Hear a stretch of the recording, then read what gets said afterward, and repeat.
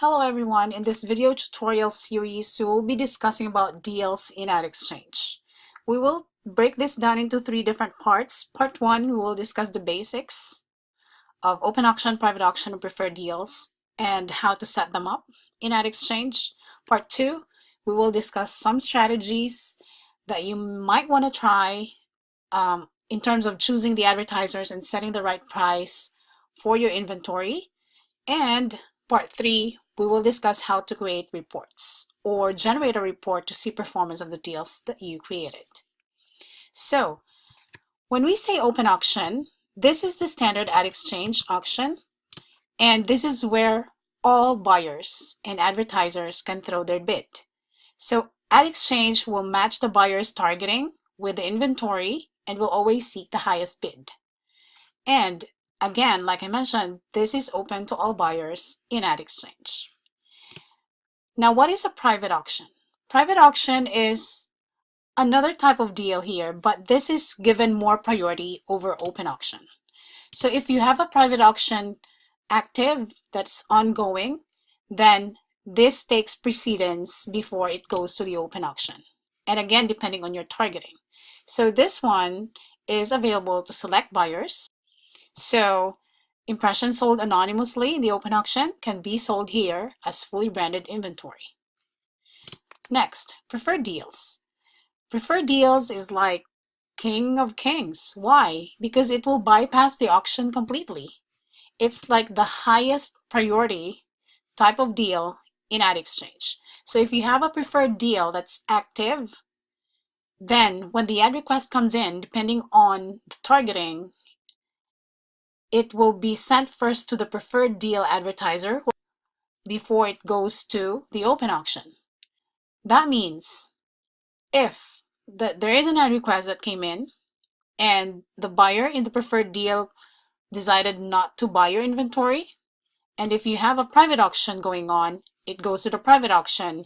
Now, if the advertiser in the private auction also decided not to buy your inventory, and then it goes to the open auction. So the priority comes or happens like this. First, preferred deal. Then, again, it's not a guarantee of buy, so they can still cherry pick your inventory.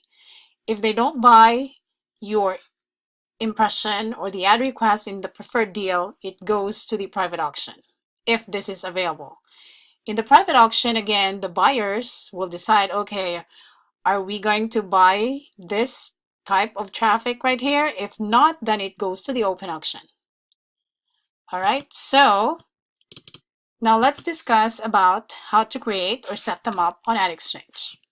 So here in our Canadian dollar account, I already have one active here, which we can take a look at. So we have some buyers running here already, meaning these are the advertisers I invited and they accepted the deal.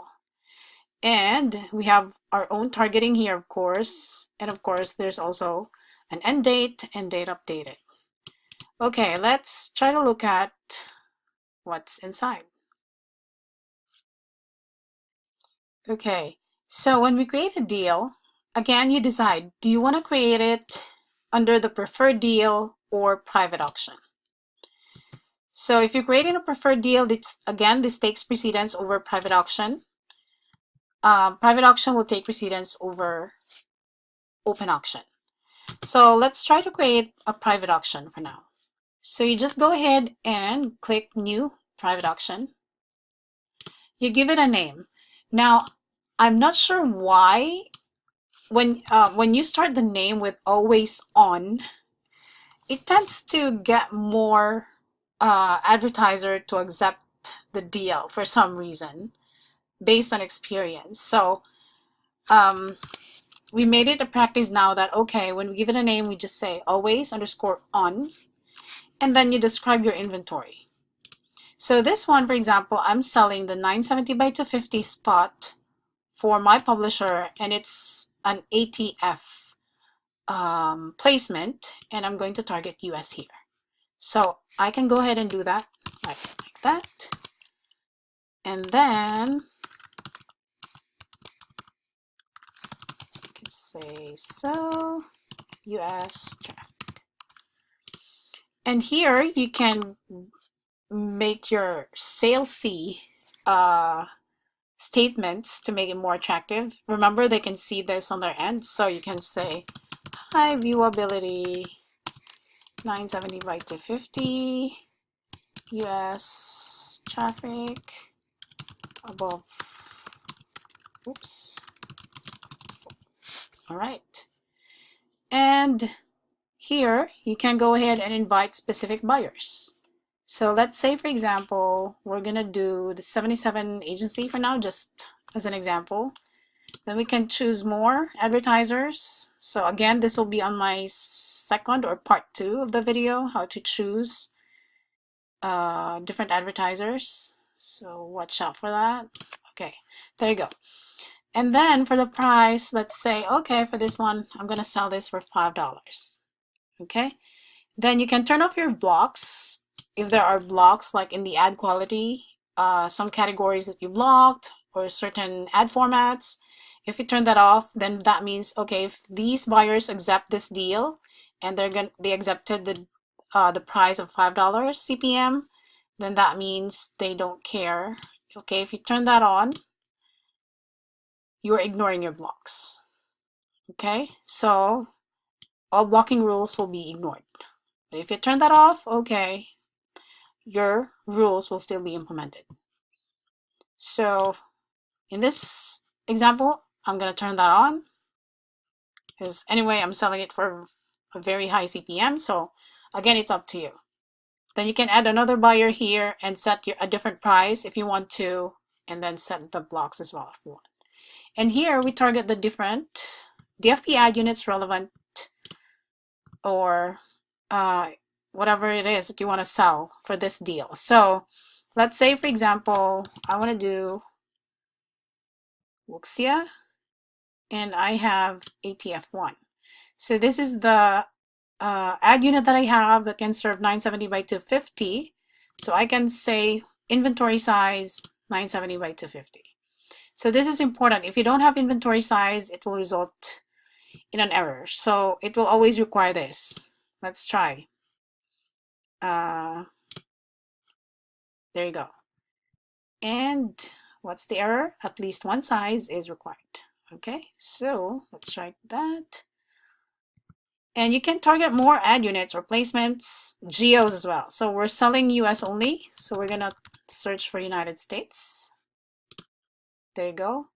So I'm selling this inventory or this ad unit, US only, and this size for $5. And these are the different buyers or advertisers I'm trying to invite for this deal.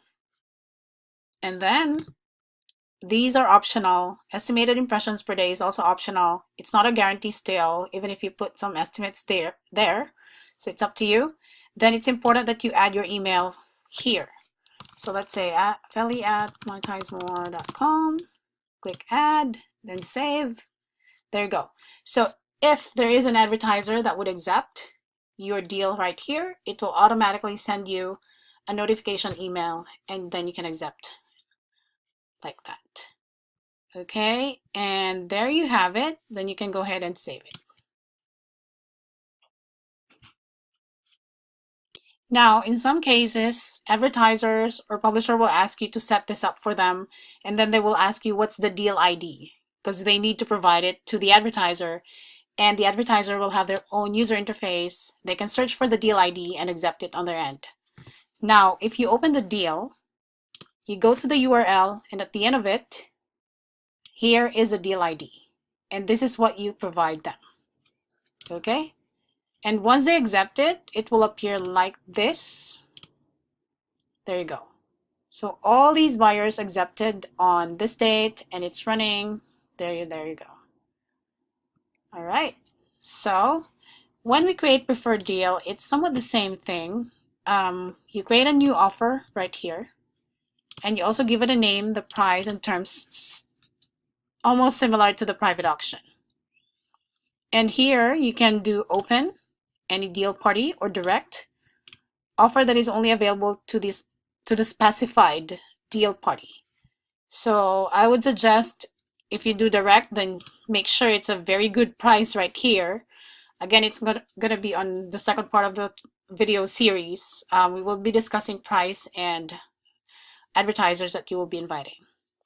So you can also do right here for the buyers. So this is where you select the different advertisers or buyers and target your inventory. All right, so same thing, inventory, geos, inventory size, same thing. And then you can do branded or semi-transparent. I would suggest branded. And then the rest are optional. You also have tooltips here on what they mean. Then here you can also turn off, on or off the overriding of your rules or blocks. And of course, requiring finalization. So this means if you turn this on, if they accept the deal, you will still have to log in here and then approve it and finalize it.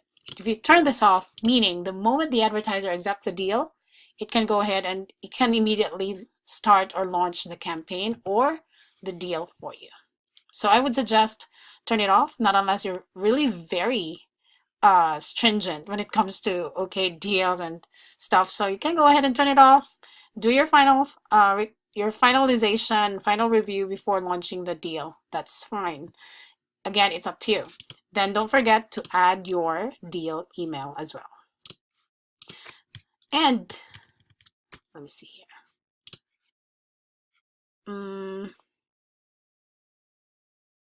Yeah, I think that should be it. And then once it's already sent, it should show up under sent.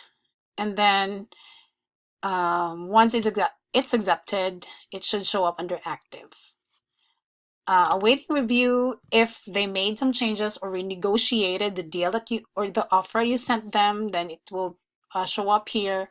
Then you can accept it and respond to it and stuff like that. So let me see if we have some example in here in the Canadian dollar account.